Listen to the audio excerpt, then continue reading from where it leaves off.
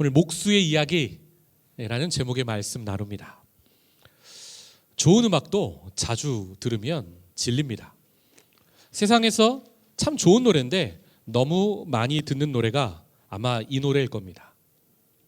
따라라라라라라라 따라라라 따라라라 따라라라라라라라 베토벤의 엘리제를 위하여라는 곡이죠.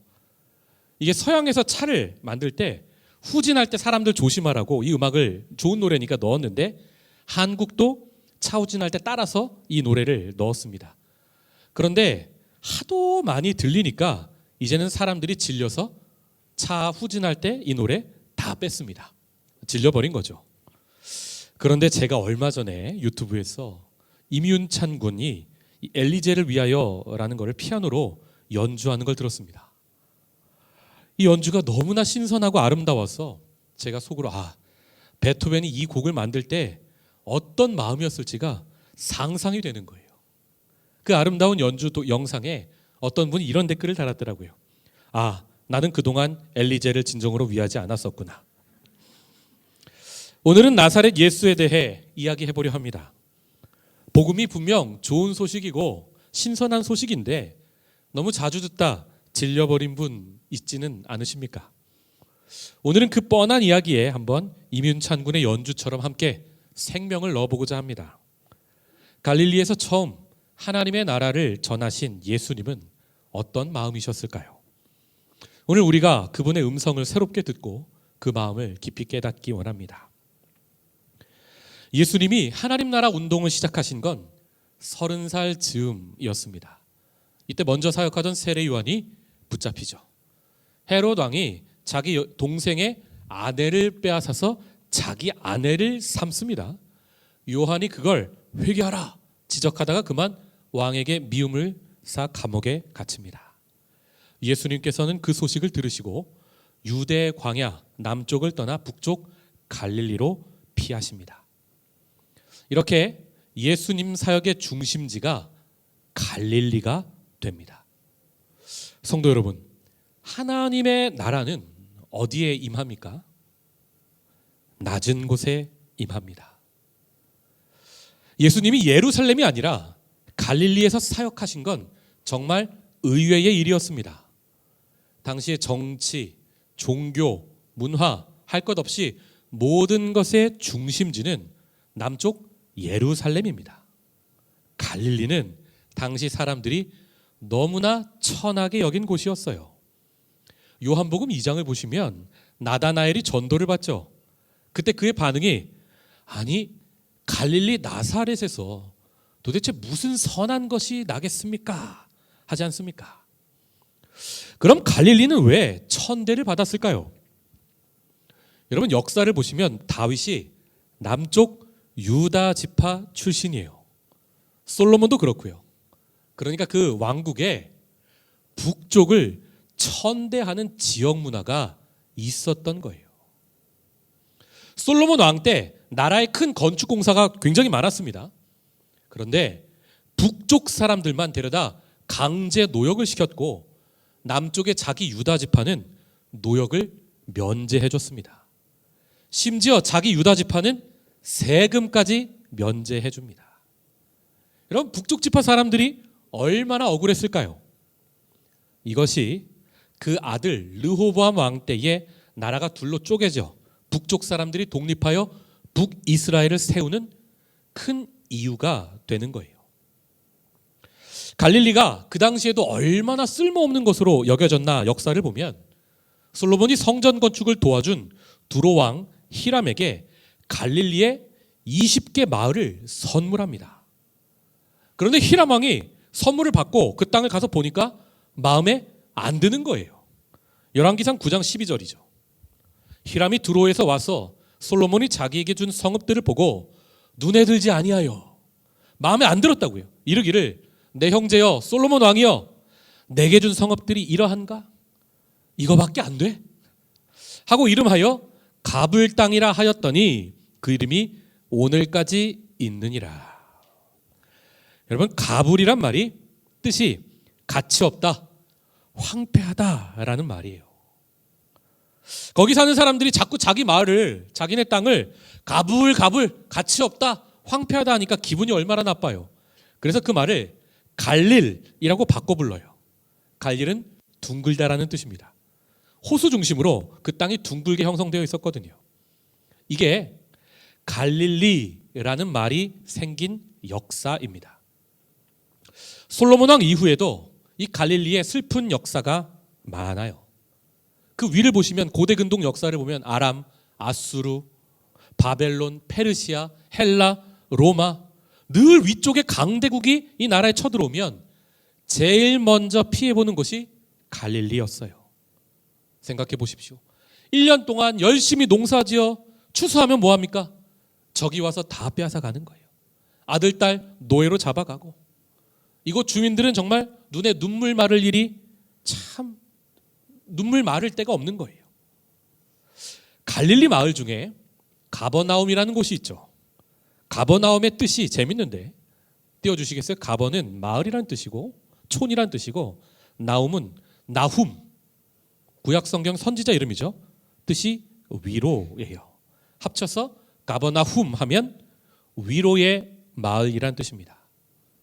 사는 게 정말 힘들고 위로가 필요한 사람들이 모인 곳이 가버나훔인 거예요. 예수님 당시에도 갈릴리 사람들의 삶이 정말 쉽지 않았어요. 갈릴리 북쪽은 산지가 많았고 남쪽은 평지가 많았는데 이곳이 농사가 잘 되었습니다. 문제는 이 좋은 땅, 농사 지을 만한 땅의 대부분을 왕족과 귀족이 차지하고 있었습니다. 갈릴리의 농민들은 농사 다 지어 놓으면 예루살렘에 사는 땅 주인에게 40%를 빼앗겼고, 로마에는 세금으로 20%를 빼앗겼고, 성전세로 다시 10%를 빼앗겼어요. 1년 내내 죽도록 고생해서 추수했는데 농민은 고작 30%만 자기 것으로 가질 수 있었습니다. 이것도 적은데 혹여 비가 좀 적게 오거나 자연재해가 있어 봐요. 그해 농사 망쳐도 세금은 줄지를 않아요. 자기 30% 몫에서 떼서 세금을 내야 해요. 그런데 정말 농사를 망치면 어떻게 됩니까? 자기 몫으로도 안 되는 거예요. 고리로 빚을 내서 세금을 내야 하는데, 여러분 고리대금 써보셨습니까? 그 빚이 빚을 났죠. 그 빚을 갚지 못하면 결국 도망 다니는 떠돌이 신세가 됩니다. 안타깝지만 여성은 몸을 파는 창녀가 되기도 했습니다. 예수님이 왜 그들의 친구가 되어주시는지 아셔야 돼요. 예수님은 그들을 보시고 안타까이 여기시며 목자 없는 양들이 떠돈다며 정말 가슴 아파하셨어요. 여러분, 예수님이 괜히 물고기 2마리 떡 5개로 5,000명을 먹이신 게 아니에요. 그런데 예루살렘에서 화려한 인생을 살던 사람들은 갈릴리 사람들을 보고 죄인이라 불렀어요. 죄가 많으니까, 저렇게 게을렀으니까 인생이 저 모양인 거야 하고 손가락질을 했습니다. 삶이 이러다 보니 갈릴리에서 폭동도 정말 많이 일어났습니다. 당시 헤롯 안티파스가 갈릴리에 세포리스라는 거대 요새를 지었는데, 이 요새 건축에 정말 엄청난 수의 갈릴리 사람들이 강제로 끌려가 일을 해야 했습니다. 성경학자들은 예수의 아버지 요셉도 이때 끌려가 일을 했고, 예수님도 아버지를 따라 함께 일을 했거나 그 광경을 봤을 거라 추정합니다. 예수님 집안이 목수 집안이죠. 여러분, 헬라어로 목수라는 말이 테크톤인데 이게 그냥 목수가 아니에요. 나무나 돌을 다듬어서 건물을 짓는 사람이라는 뜻입니다. 성경을 보시면 이 예수의 아버지 요셉에 대한 언급이 예수님 12살 이후로 사라져요. 아마도 이때 과한 노동에 시달리다 일찍 죽은 것으로 보입니다. 이렇듯 과한 강제 노동과 이 가혹한 세금으로 갈릴리에는 혁명이 자주 일어납니다.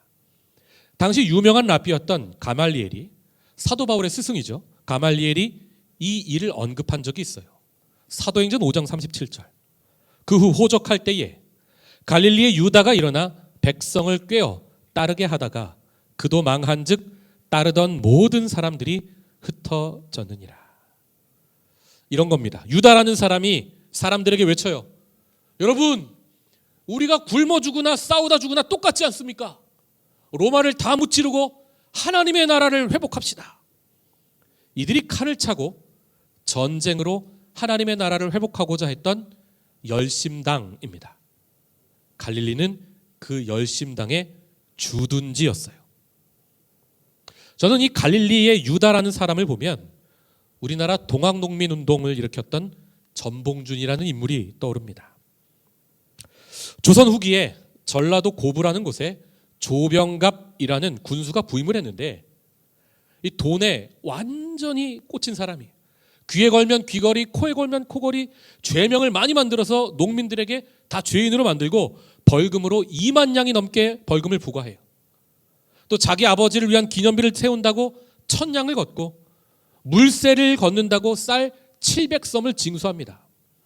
그의 온갖 횡포와 노역 또 벌금으로 아사 직전에 몰려버린 농민들이 천도교 접주였던 전봉주를 중심으로 반란을 일으킵니다. 이게 그 유명한 1894년 동학농민운동이죠. 여러분, 이때 조선의 임금이 고종이었어요. 안타깝게도 이분이 암군이에요. 이 혁명군을 진압하는데 일본군을 동원합니다. 혁명을 잔혹하게 진압하고 전봉주는 붙잡혀 사형을 당하죠. 여러분, 이에 관한 전래 동요가 한국에 있어요. 이 전래 동요를 조수미 씨가 노래해서 음반을 냈는데 제가 그걸 들은 기억이 있습니다. 아마 여러분 기억나실 거예요.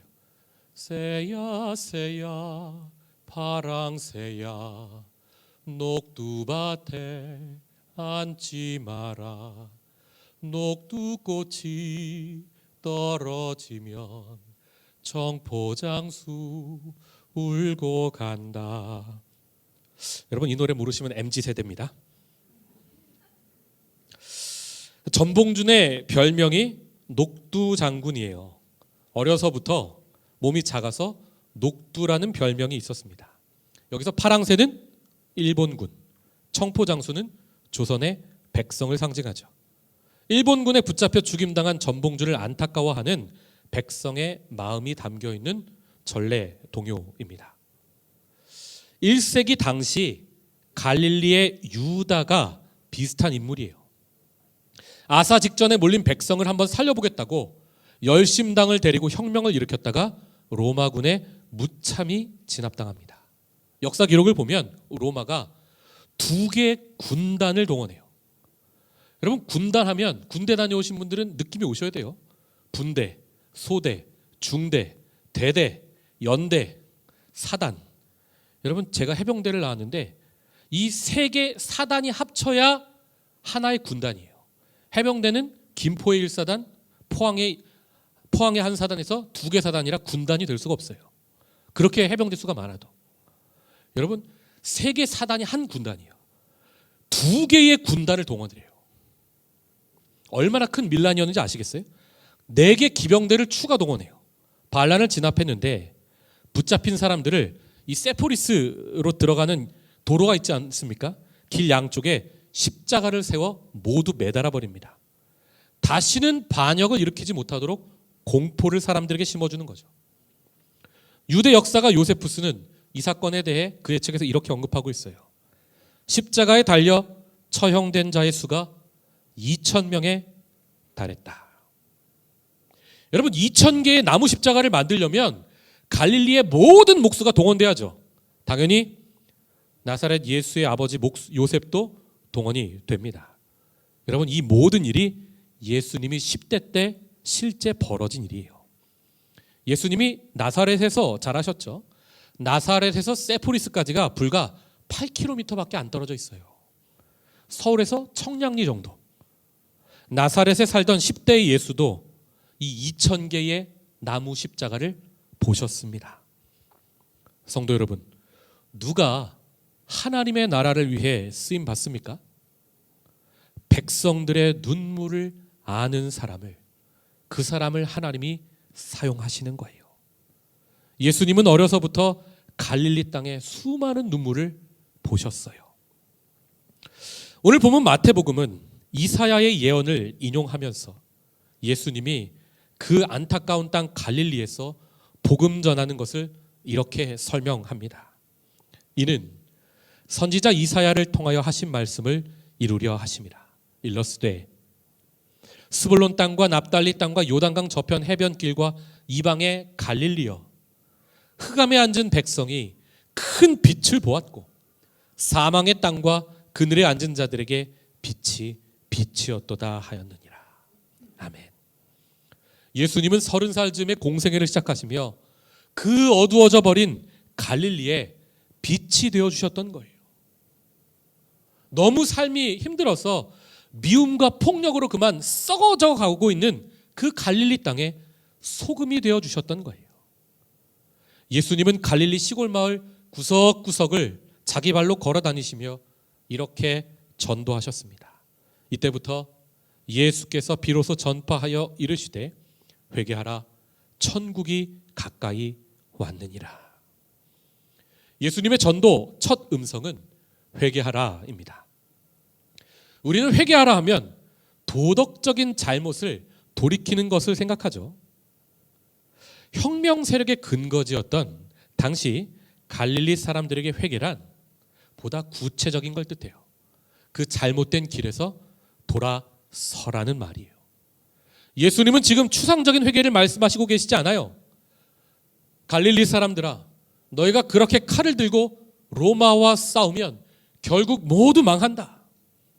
분노를 통한 혁명의 길에서 이제 그만 돌이키라 말씀하셨던 거예요. 여러분, 3년 후에 예수님 겟세마네 동산에서 붙잡히실 때 갈릴리 사람 베드로가 칼을 빼서 단검으로 말고의 귀를 잘라버리죠. 갈릴리 어부 베드로가 예수님과 3년간 동행했으면서도 이 갈릴리 사람들의 고정관념, 칼을 통한 혁명의 꿈을 끝까지 버리지 못하고 있었단 말이에요. 예수님은 그런 베드로에게 말고의 귀를 붙여주시면서 베드로야, 칼을 그만 내려놓아라. 칼로 흥하면 칼로 망하느니라 말씀하시죠. 바로 이것이 당시 1세기 갈릴리 사람들에게 예수님께서 말씀하신 회개의 진정한 의미였어요. 예수님의 전도 두 번째 음성은 천국이 가까이 왔느니라입니다. 천국은 하늘의 나라를 한자로 번역한 말이죠. 마태복음은 유대인을 위한 복음이에요. 천국은 마태 특수용어입니다. 유대인은 우리처럼 하나님 하면서 함부로 하나님을 발음하면 안 돼요. 신성모독이라고요. 그래서 하나님이라고 감히 발음을 못해서 대신 하나님 계신 하늘의 나라라고 하나님 나라를 돌려 표현하곤 했어요. 그래서 다른 공간복음에 보시면 이 같은 말이 하나님의 나라가 가까이 왔다라고 하고 있죠. 1세기 유대인에게 그러니까 하나님의 나라는 혁명을 의미했어요. 칼로 로마를 쳐부수고 하나님이 직접 다스리시는 나라를 그들은 세우려 했던 거예요. 그런데 시간이 많이 흘러 요즘 우리는 하나님 나라 하면 어떤 이미지가 떠오르십니까? 죽어서 영혼만 쏙 가는 그런 이상한 사후세계를 떠올리죠. 1세기 유대인이 우리와 대화하면 정말 우리를 이상하게 쳐다볼 거예요. 그런 혁명으로의 생각으로 완전히 사로잡힌 그들에게 예수님은 칼로 세우는 하나님 나라가 아니라 사랑을 통해 세우는 하나님의 나라, 성령을 통해 세우는 하나님의 나라, 당신의 그 귀한 보혈로 죄의 모든 빛을 탕감받은 자들이 서로의 잘못을 동일하게 용서해주는 그런 하나님의 나라를 선포하셨던 거예요. 하나님의 나라는 그러니까 죽어서가 아니라 우리가 살아서 이 땅에서 세우는 나라인 것입니다. 그렇게 예수는 분노로 그만 하나님의 말씀을, 사명을 잃어버린 자들에게 다시 그 귀한 말씀을 가르치셨고, 하나님의 나라를 기다리지 못하고 칼을 들고 세우려던 갈릴리 사람들에게 다시 하나님 나라에 대해서 전파하셨고, 그리고 수많은 아픈 자들을 친히 고쳐주십니다. 마태복음 4장 23절. 예수께서 온 갈릴리에 두루 다니사 그들의 회당에서 가르치시며 천국 복음을 전파하시며 백성 중에 모든 병과 모든 약한 것을 고치시니 그의 소문이 온 수리아에 퍼진지라. 사람들이 모든 앓는 자, 곧 각종 병에 걸려서 고통당하는 자, 귀신 들린 자, 간질하는 자, 중풍병자들을 데려오니 그들을 고치시더라. 갈릴리와 데가볼리와 예루살렘과 유대와 요단강 건너편에서 수많은 무리가 따르니라. 아멘. 사랑하는 성도 여러분, 세상에 정말 많은 사람들은 대부분 다 예루살렘으로만 가려 해요. 거기에는 권력이 있고 돈이 있고 성공이 있으니까요. 그런데 여러분, 제가 요새 목사로서 살아보니까 세상 사람만 그런 게 아니에요. 종교인도 목사도 똑같아요. 오늘날의 목사들도 다 큰 교회만 가고 싶어 합니다. 농촌에 있는 목사들은 다 도시로 가고 싶어 해요. 교회 규모가 비슷하면 이왕이면 사례비 많이 주는 곳으로 가려고만 합니다. 그런데 예수님은 그 낮고 천한 아무도 가고 싶지 않아 했던 그 갈릴리로 가시는 거예요. 로마라는 어둠을 이겨보겠다고 혁명이라는 더 엉뚱한, 더 거대한 어둠을 선택해버린 그들에게 다가가 하나님 말씀으로 빛이 되어주셨던 거예요. 가혹한 세금으로 사망의 그늘에 앉아버린 그들에게 빛 탕감 운동을 펼치시며 소망이 되어주셨다고요. 여러분, 저는 한글로 주기도문을 외우면 안타까워요. 우리가 우리에게 죄 지은 자를 사하여 준 것 같이 우리의 죄를 사하여 주옵시고. 한글 주기도문만 죄로 번역했어요. 이 말이 빚이란 뜻이에요. 같은 단어예요. 영어 성경, 프랑스어 성경, 독일어 성경 모두 빚으로 번역하고 있어요. 우리 한국 사람들이 얼마나 영지주의적인 하나님 나라를 꿈꾸는지, 사후세계의 하나님 나라만 꿈꾸는지 주기도문만 봐도 알 수 있다고요. 예수님은 직접 그들에게 빛 탕감 운동을 펼치셨던 거예요. 또 배가 고픈 자들에게는 오병이어로 일용할 양식을 먹이셨어요. 세리와 죄인들에게는 다가가 친구가 되어주셨거든요. 또 육체가 망가지고 마음이 망가져버린 그들에게 치유를 베푸시며 마지막 부활의 때에 그들에게 임할 건강을 미리 베풀어 주십니다. 성도 여러분, 이것이 바로 오늘날 나는 예수의 제자입니다 라고 고백하는 사람, 바로 우리들이 해야 할 일인 거예요. 이것이 바로 진정한 하나님 나라 운동입니다. 우리가 가야 할 갈릴리는 어디입니까? 우리가 멈추어야 할 잘못된 혁명과 가치관은 무엇입니까? 내가 내려놓지 못하는 나의 단검, 세상적 방법은, 하나님을 위한다고 하는 그 단검은 도대체 무엇입니까? 예수님은 오늘 2000년이 지난 오늘 우리에게도 다가와 말씀하고 계십니다. 회개하라, 돌이켜라, 하나님의 나라가 가까이 왔느니라. 기도하겠습니다.